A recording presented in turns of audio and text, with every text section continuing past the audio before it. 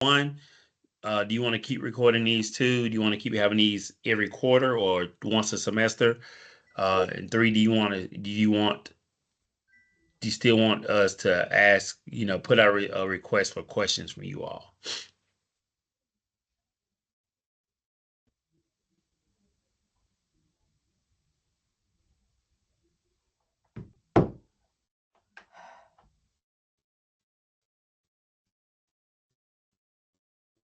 Let me see if anyone say anything in the chat.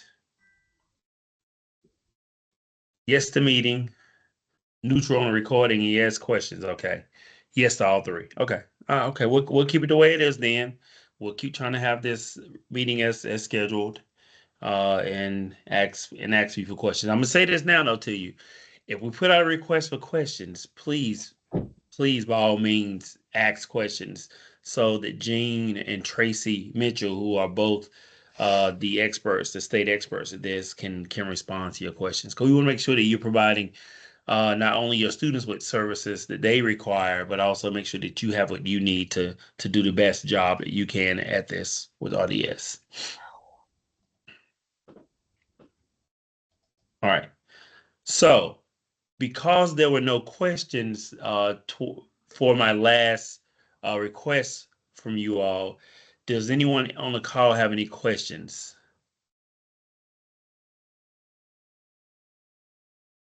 Regarding RDS?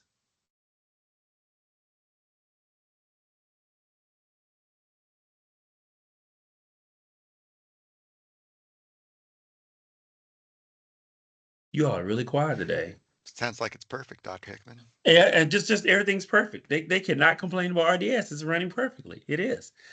And Gene and Trace, are you on the call? I know Gene is. I'm here now. All right. All right. Judy, you have a question? Yes, I do. All right, go ahead. Can a new student that's coming from overseas, their parents are being transferred for his job, can they use the business transfer to get in-state tuition if they're coming from a foreign country?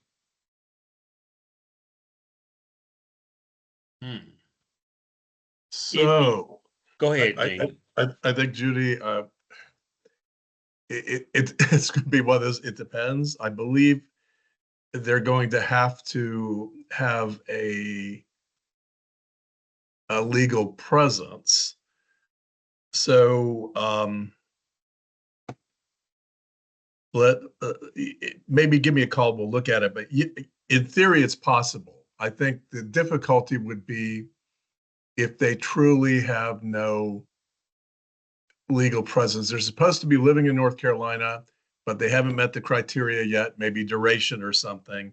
But there's also in that campus exception, it has to be, it's the same employer transferring them and the employer has a presence. There's a bunch of complications. So I think this is one of those where when you have one of these, give a call and let me look at the details with you.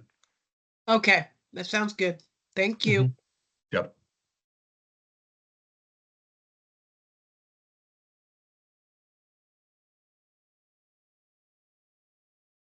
Any other questions? Okay, I think I come over here. Does the company have to be sponsoring? Meaning the company they're paying meaning the company is paying tuition. There's two different exceptions. One of them is if the employer is sending them for training and sponsoring, in which case they have to pay directly. There's another provision if the same company is transferring them to North Carolina and they haven't met duration yet, that's one where, again, there's all these other rules where you can't exceed 1% of your out of state. It gets really complicated, but there's two different exceptions there. One is if the company themselves is transferring. The other one is the company is paying directly. So again, when you have these, it's probably best to walk through them one-on-one. All right, thanks. How can we better serve students that have been incarcerated in the state of North Carolina and may not have a North Carolina ID or DL for a year, driver's license for a year? And so I asked a question about that, Dr. Hickman, because typically, my understanding is that students you're serving it's in a captive program and a curriculum program that is in a captive facility, whether that's state prison or federal prison, are not required to do RDS. Instead, the process in colleague is that you enter that information on the XNCA form. At the bottom of that form, it asks 3 questions. Yes, they're an inmate. What type of facility are they in? And then their anticipated release date. I know that could vary, obviously, and can change, but you just put a date that makes some sense. And if they have a life sentence, I just say, put out 2099 or something in the future. Run the XRDS, run them through the continuous enrollment process and XRDS, and then that will calculate based on their facility whether they should be considered in-state or out-of-state. And Crystal's saying, what about the ones that have been released? If they're released, then yes, okay, then they'd be going through RDS if they're not captive any longer. So I'd have to let Gene talk to that part. Yes, so we deal with that frequently. Is if the student tells us they were released, we can verify some of this through databases, okay? But what we need to do is, if the student was a resident of North Carolina at the time they became incarcerated, we'll look at that. Now, if they were incarcerated and released 5 years ago, it's like, well, where have they been? But yeah, we know this. We know they may not have a current thing showing 12 months, but RDS is used to handling that. It might have to come in an appeal. But if they tell us that, if all else fails, and let's say they were released 6 months ago and they don't have anything showing a year, we can use the corrections database to show that they've been here. So they have met, that. We just need to ensure that upon release that they're staying here. There hasn't been a break that they were in another state and now they're trying 3 years later to come back. So, if all else fails, we can get a letter from corrections from a probation officer or something. But yeah, we deal with that all the time. So the student just needs to do an appeal. We'll look at it, and 9 times out of 10, we can usually find something in the database.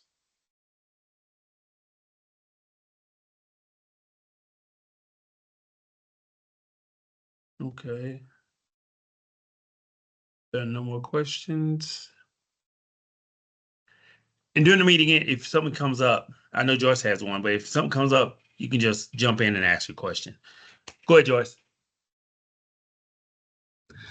A couple days ago, one of our people reached out to Gene about the verified RCN. I was always told that if that number was different than the actual RCN, we didn't need to worry about it and it could stay there. But he was under the impression he had to go through IT to remove it. I just wanted to know, does it matter if it's different? We usually reach out to make sure we have the correct one on the top line, but just in case. The colleague process. Sorry, go ahead, Gene. What happened in that case, Joyce, is it's a long discussion. If you want, I can, catch you up on it. But the student has come through about 12 times and has 2 different RCNs and gave 5 different identifying numbers. Okay. And the student has come and gone from the country and lost immigration status, got it back, lost it, got it. It's a complicated mess. So what they were using, the ID numbers didn't match, so it wouldn't pull in. So I walked them through what needs to happen, but I'm happy to go through it with you. But that's what happened. The student created another profile saying she was someone different. She didn't want to use the old one. And I don't know whether she was trying to get around the immigration issue or what, but she was eligible. Then they lost eligibility. They left the country. They returned. There are 5 different ID numbers, and that's what the issue is. So I identified what the current one is. The RCN that's currently in there is an old one that hasn't been active, and I'm trying to get them to reassociate with the new one. It actually did bring down the data. So now that the data's in there, on the correct RCN number, do we need to worry about the other one displaying? No. Okay, Again, that's if what I you want to wanted give to me a make sure. call, if you want to give me a call, I'll get the system to look at it with you. But yeah, I spent a lot of time researching all the history and trying to figure out what's going on with this student and what's the current number. Yeah. Yeah, Brad had told me the situation, but he was adamant that we had to have that removed. And I was like, I don't think we need to worry about it now that the correct stuff's in there. As long as, Well, and I'll just say, from a colleague process, I'm just speaking from a colleague perspective, as long as the information is correct and the RCN is correct and the information is correct, if the verified RCN is different, it's not going to impact any colleague processes. Just want to put that part out there. Excellent. Yeah. That's what I needed to know. Thank you. Yeah. What was happening was an older RCN was in there and it wasn't pulling in the active one. Mm-hmm. So I told her, we need to get that reassociated to the active one, and that the ID numbers in colleague didn't match any of the recent determinations. So I gave them what they were trying to use I-94. It's a long story, but the ID numbers had changed so many times, and the student had another RCN. I was trying to get them to reassociate with the active RCN and the current ID number that's on the RCN, and it should be displaying. Yeah. Stacy said that has been happening a lot lately, so I don't know if that's a reoccurring issue. What's been happening a lot? Maybe I'm assuming what you all are talking about. Well, Stacy, are you referring to incarceration or what they're referring to now?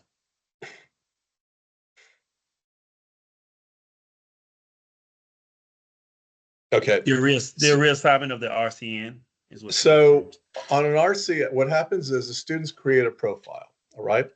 If the students come back and try to create a new one, and they say, oh, I don't have an account, and the name, social, date of birth, email, any of that is already on file, they get a message saying, it looks like you already have an account. If you need help accessing it, please contact the call center and we'll help you. Don't create a new profile. There is a way for them to override it and say, no, I'm a different person, and create a new one. So that's what they do. We've had some students do it because they're coming through multiple times trying to figure a way around the system. But I don't know why some do it, but they get an error message saying, please don't do this. It's going to cause problems if you have an account. I used to call, I think it was Mary at RDS, and she would merge the two, but it sounds like they're not doing that anymore either. Well, no, we can do that if the other one's active, but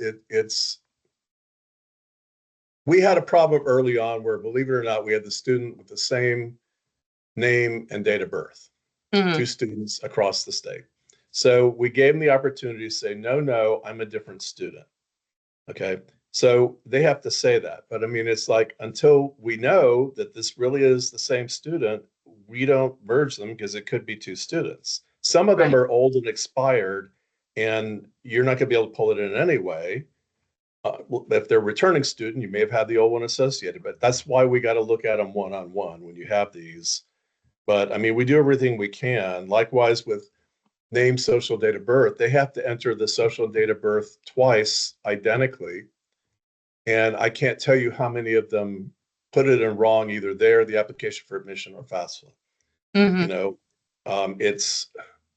It kind of drives us nuts, but until we try to run it, we don't know. We're taking at face value that that's your information. Thank you. Sure. JJ said, can you share about students being displaced due to recovery efforts and its impact on residency? Well, that's going to be in my report, but let me go ahead. Okay. So okay. Before we get there, no, I can go ahead if there's, let me go ahead. Well, I was gonna say we have no questions. We can go ahead and go to your report now. Well, let's make sure there's no other questions, right? Any other questions for now? Okay, go ahead, Jane. Okay. So in summary for this other stuff, I would just say when you have these unusual situations, give a call, we'll puzzle it out.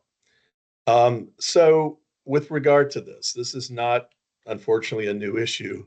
We've faced before in the state. We've had situations where, significant storm, especially in the East Coast, has hit, people get displaced or there's an issue. We're prepared for that. And I've already talked to the team that what we're going to do is, if anyone tells us that, or if they're in that part of the state at all that's been affected, any deadline, we're going to give them extensions. So if they owe a document and they have 25 days to produce and they're saying, I can't get it, it's in my home, we're going to not automatically close, but try to reach out. Or if they tell us it's going to be another month, we'll keep that open. Likewise, maybe not up front right now, but later on, people whose home is really uninhabitable in any time in the near future have to relocate. We've had people, for example, have to go down and live in South Carolina temporarily. That's okay. We see that as a temporary absence unless the intent it becomes clear at some point. They've changed everything. They're changing their license, they're changing their taxes, they're doing whatever. The idea is we would see that if they've established a residence here already, that's a temporary absence. They're away. That's permissible. So, we're flexible about that. If someone comes in 3 years from now saying, oh, I was displaced, that's why I'm in South Carolina, but they've changed everything. They're paying taxes in South Carolina. They have a new domicile there, so they've made a change. That wouldn't help if they want to come back. But, we're very flexible about that. We're just, the primary thing we look for, in some of these is when there's another state of, this is not most of your students in the community colleges, people who come here to go to a 4-year. They're trying their best to find a way to get in-state tuition. So, those we look at more carefully when there's currently 2 states in the picture. But on this, rest assured, we're going to be very flexible. Let me ask, Monty, about you, but if you want to talk about this, but like, for example, I asked the UNC system, they've extended their cutoff deadline within the term. I know, the campuses have a role in determining what that is, but, I'm assuming that they're okay extending it. Yes, we are, and we're looking at, we're sending out memos now to extend a lot of the deadlines and a lot of the processes the colleges have. Dr. Merritt sent something out, and we're looking at, more of the language now to, release things like that. Yeah. So meaning what this refers to is RDS always gives a determination on the date they come through.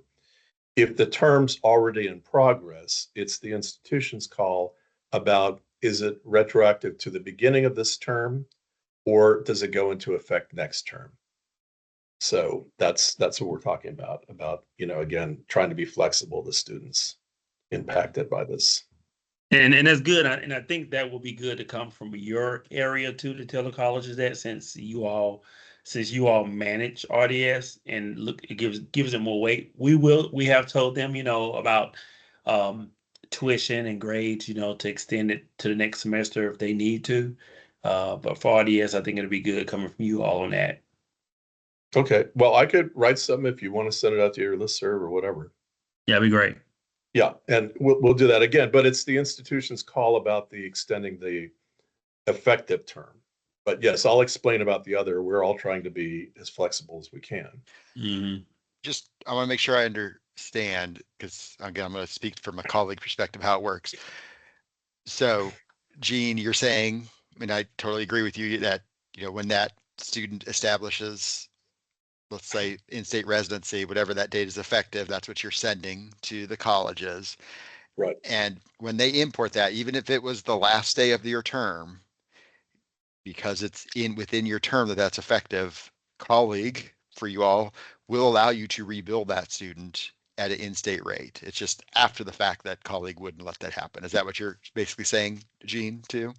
Right. My understanding is the policy is they can go up to the end of the term. However, I've heard that some individual colleges don't go that far into the term. They said it earlier.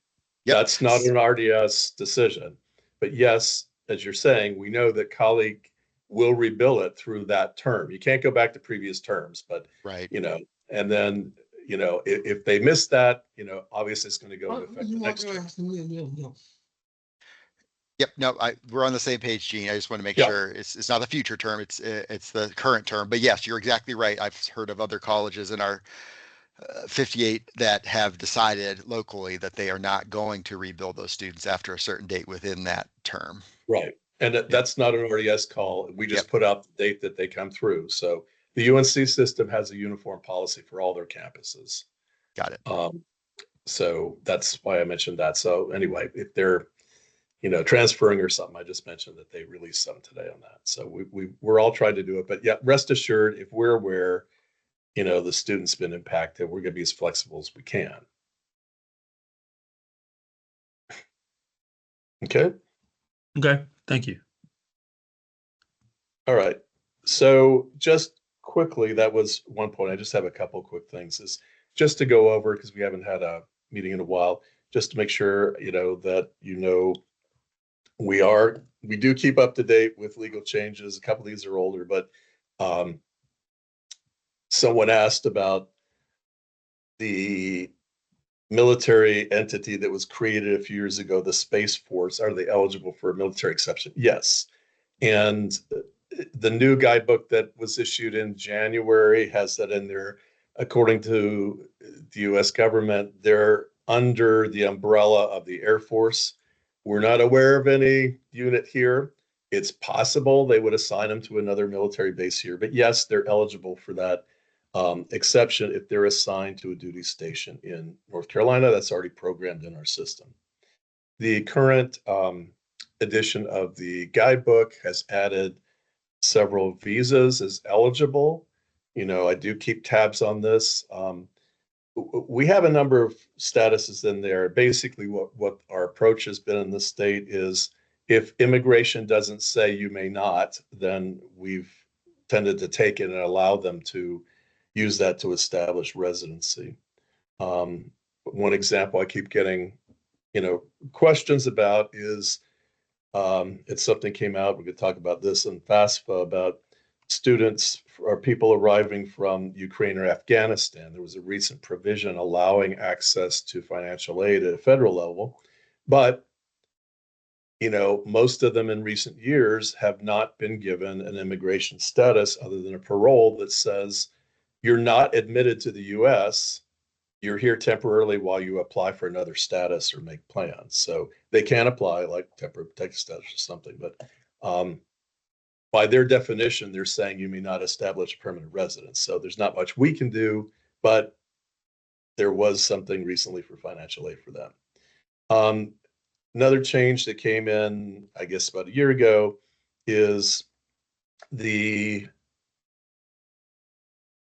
active duty military statute stationed here getting the exception was amended to include one very specific narrow category of federal worker, and it's a foreign service worker. These are folks that typically they're associated with like an embassy, a consulate in another country. There are some regional officers, one in DC, one in North Virginia, one in Atlanta. There are none here to date. There's no one that we're aware of that is stationed here. It's possible if someone gets stationed here as part of their job, the misunderstanding is people think this means all federal employees. No, the statute is very specific. But again, we built that in. If someone does get stationed here in that category, they would have the same opportunity to get that in-state tuition exception until they meet criteria, and it would under the same provisions as active duty military.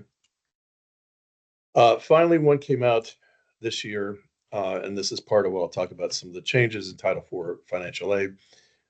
Federated States of Micronesia. There are 3 small island nations in the Pacific that there's a special provision for. Basically, these were previous U.S. territories years ago, and part of the compact that they gave them an independence is there are some privileges afforded to them that, for example, with their passport, they can come and live here indefinitely like a permanent resident with no other visa requirement or a green card or employment or anything.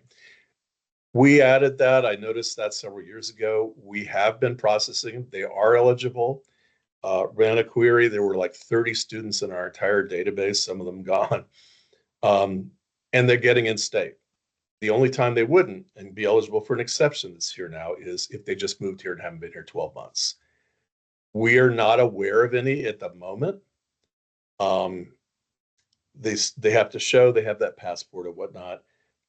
We're working out the details of how we're going to program it. We are coding them, with the freely associated states information code. Until we figure out the details of how we're going to process this, because it's kind of a unique thing of out-of-state resident but eligible for in-state tuition, they would we'll handle it, but we're working on the programming of that. So in the meantime, we're watching if we have any that fall into that category. I'm contacting the campus and we'll walk it through in the meantime. So those were the main legal changes. I want to go back and mention, for example, that category came up and was first noticed on some changes to Title IV and federal financial aid, who also included, for example, this for those who are here under a parole from Ukraine or Afghanistan. It doesn't grant them in-state tuition, but it grants them federal financial aid. I just want to mention that because sometimes people say, well, there's a mistake because federally they can do this. The laws don't always match up. For example, those are a couple cases where they might not meet in-state tuition here, but we have far more where, like all those visas in the guidebook, there's probably more than 24. We will accept, the federal government will not for financial aid purposes. They'll only take, I think it's a T visa. So it doesn't always line up. So we're aware of that. We monitor that. If you have any questions, give me a call. And I think that's, good summary of what's changed in the last year or so.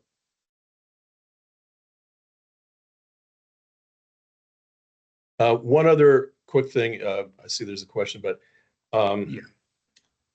well, let me go to the question. Emily says, Okay, I read it. Students who live in group homes are hard to get in-state rates due to not having a physical address that is not a business. Is there a question there, Ed? No, you're just making a statement.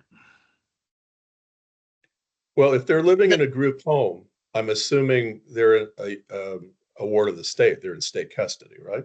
Correct. Foster care. Yeah. Well, if they're in foster care, there's a provision for that.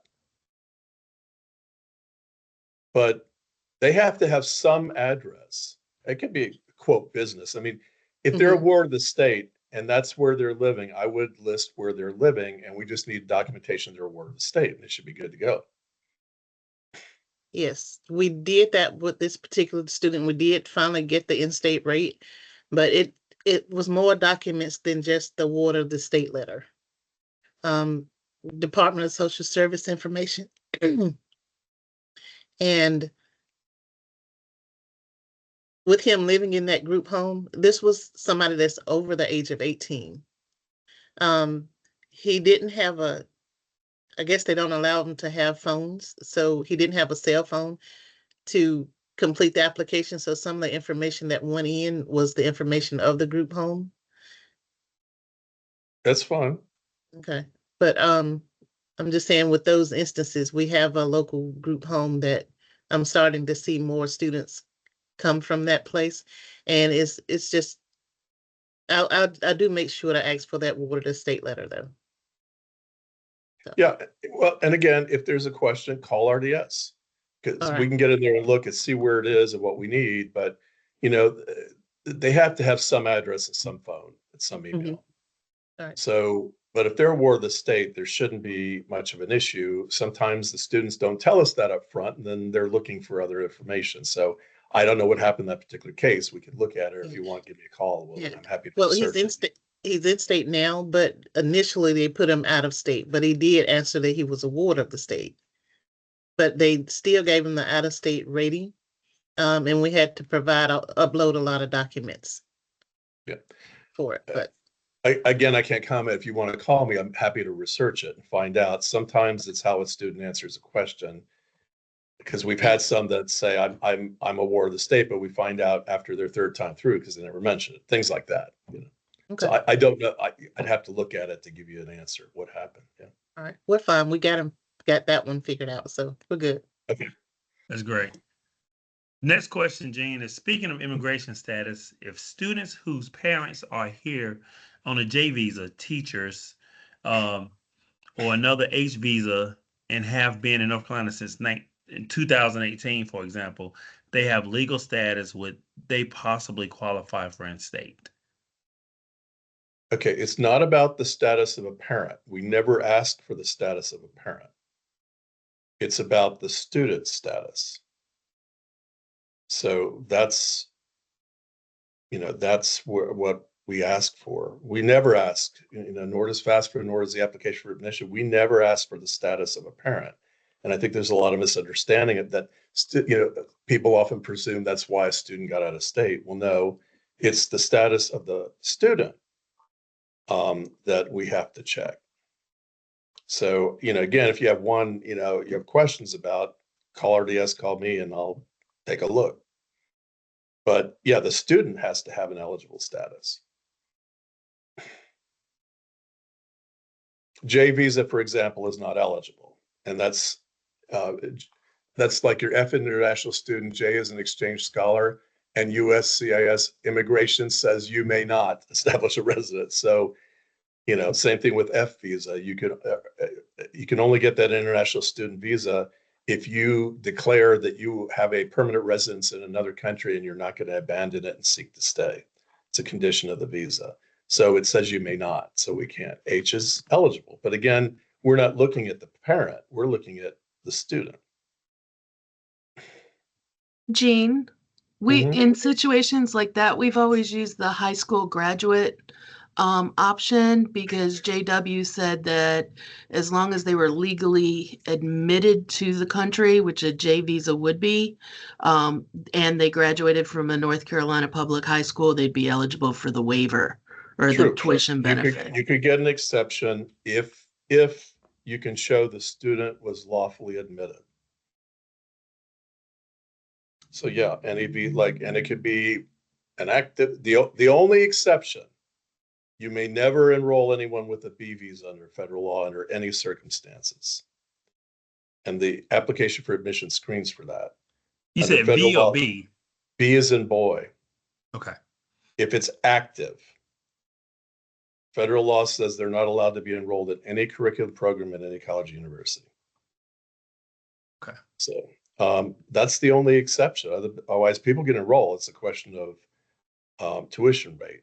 Right. But yes, Joyce, that's right. If they graduated high school and can show they were lawfully admitted, they may have a status. Maybe it expired. Doesn't make a difference for that exception. But in terms of qualifying for residency, if immigration describes the visa as not being eligible to establish a residence, we can't accept it. Oh. And that's because also they're lawfully admitted, not that their status is current, but they Correct. were lawfully admitted in the first place. Correct. Or that B visa I mentioned that you can't by law, federal law, enroll anyone under any circumstances you can for Con Ed, but not for curriculum. But in that case, if it expired and it's not active, I think you'd be okay granting the exception. Okay. And again, if you have questions, because a lot of these things come up with one off here and there, and it's hard to remember, just give a call and we'll sort through it. Okay. Anything else, Jane? That's it for me. Okay. Michelle has a question. Yeah, just a quick question. And we've gotten different answers in the past, so I don't know if this is a Jean question, a Brian question, but since you're both on the call, this could help. We have some students who are attending or they start attending one term as an out-of-state student paying the out-of-state rates because they have not lived here or been in the state for more than 12 consecutive months. When they hit that point and they do the reconsideration, the start date of the in-state status backs to the very start of them attending, and removes the out-of-state status. So if a rebill were to occur, by chance on a prior term, that's possible the student's rate or the student will have a change in tuition charge. Yep. And Refund. I was under the impression that that shouldn't be occurring. That's So I that's a just look. want to, That's yeah, Michelle. That was what we were talking about earlier. It is up to the college if that occurs or not, but it is perfectly fine for it to happen. And colleague was developed to allow it to happen as long as that effective date is on sometime in between the start and end dates of that semester. So it could even be on the very last day of the semester. If that effective date, then yes, the colleague will reset the out of state to in as of the start of that term, and they can be rebilled and then therefore potentially given a refund. And it's up to the okay. college whether they do that or not. Yes. And that, What if that- we are choosing not to?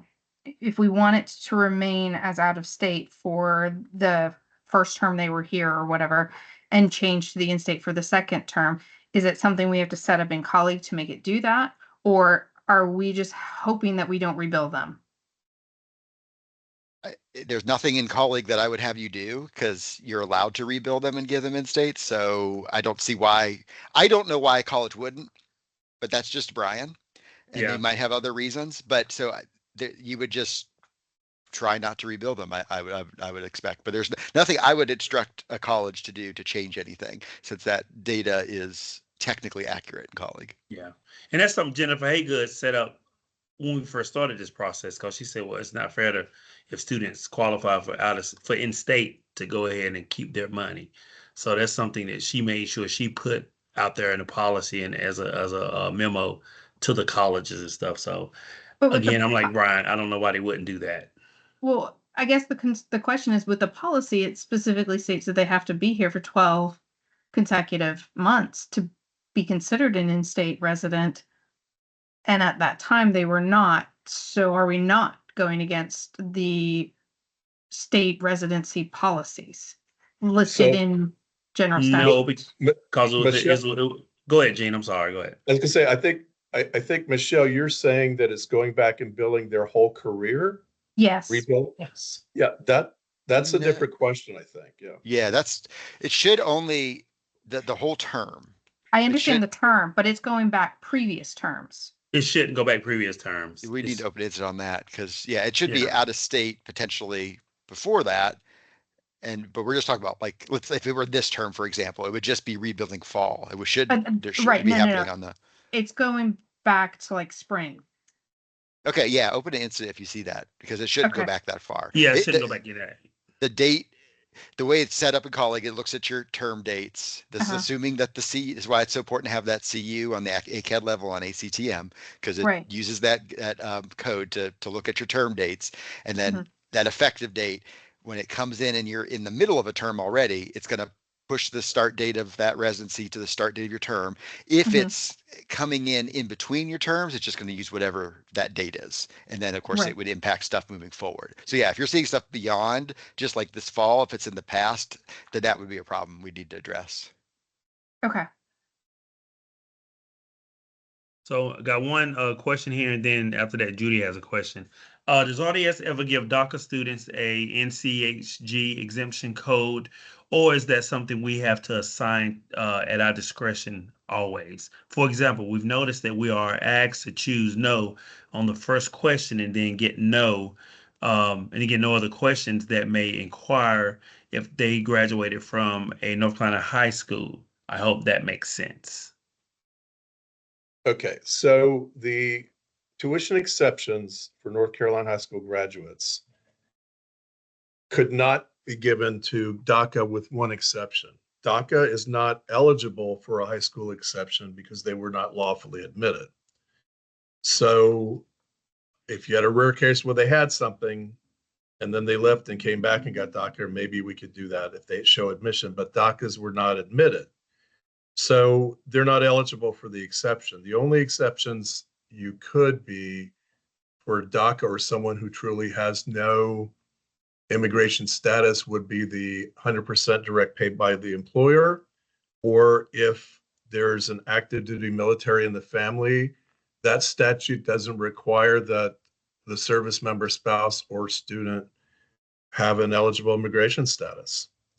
Other than that, the other exceptions that are campus-based exceptions require that the non-citizen was lawfully admitted at some point. So DACA is not eligible except for those two instances. And we don't grant that or code that. I mean, it's something that the campus would handle.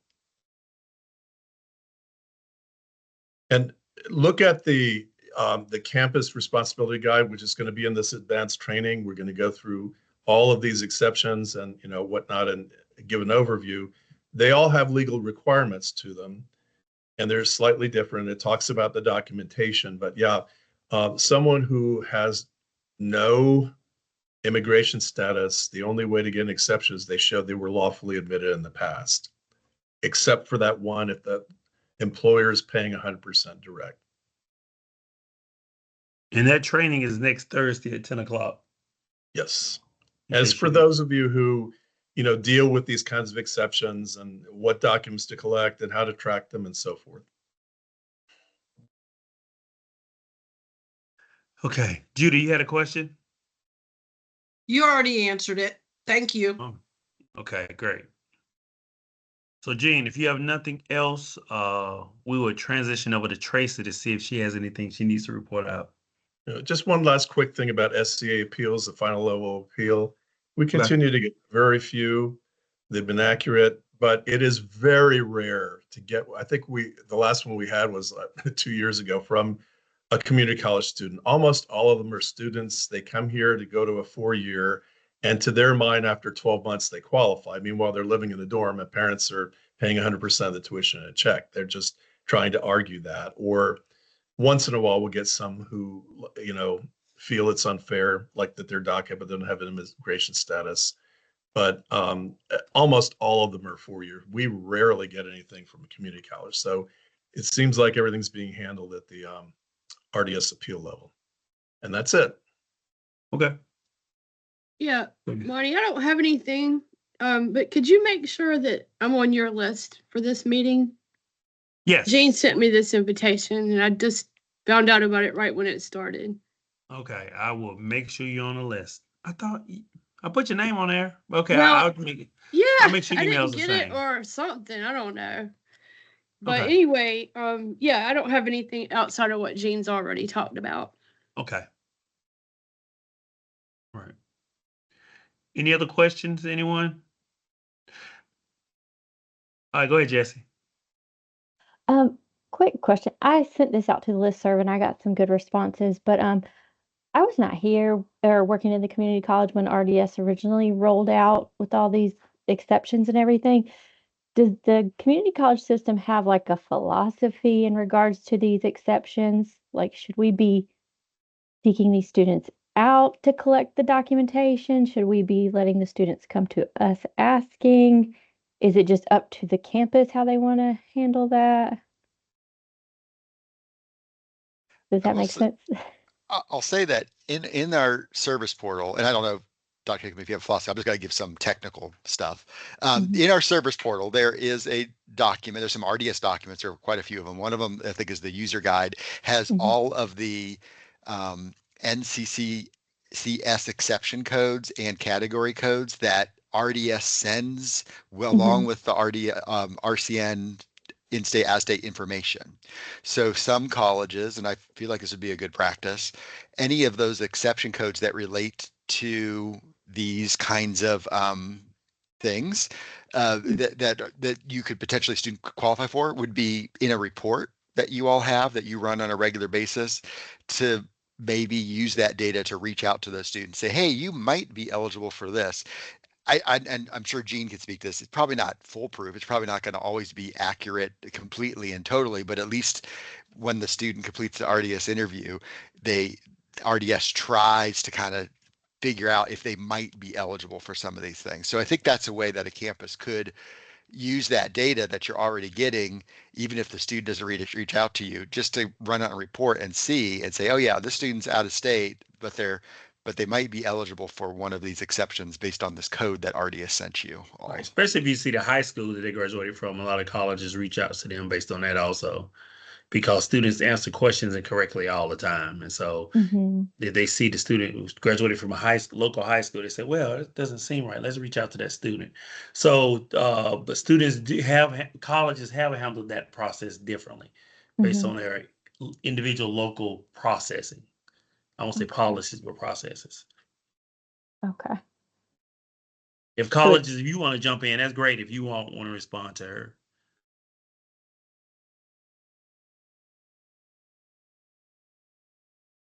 I sent it out to the listserv, I think a couple months ago, and I got some really good responses. I was just wondering, like, if the system as a whole, if there was kind of a philosophy or a standard for it. So yeah. But thank you. You're welcome.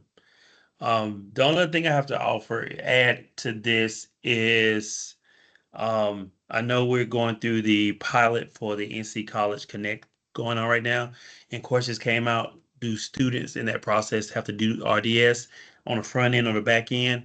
And so because we have to adhere to our promise to our partners with this, for those students alone, you're going to have to probably engage those students on the back end after you get that initial 4-question college application.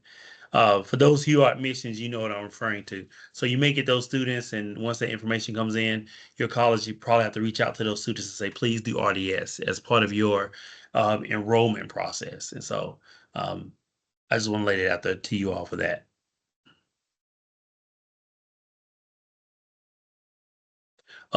Any other questions, comments, concerns?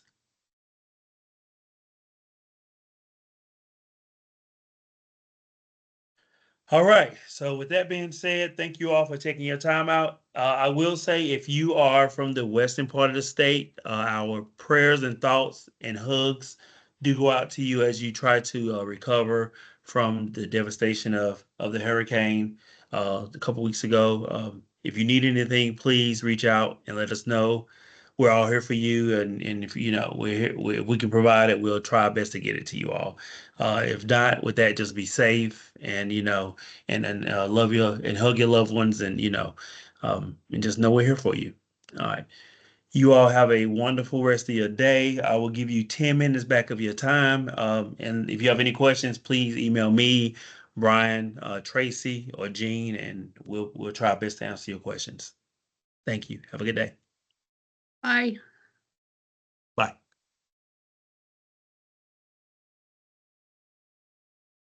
Have a great day, Dr. Hickman. You too, brother. Take care.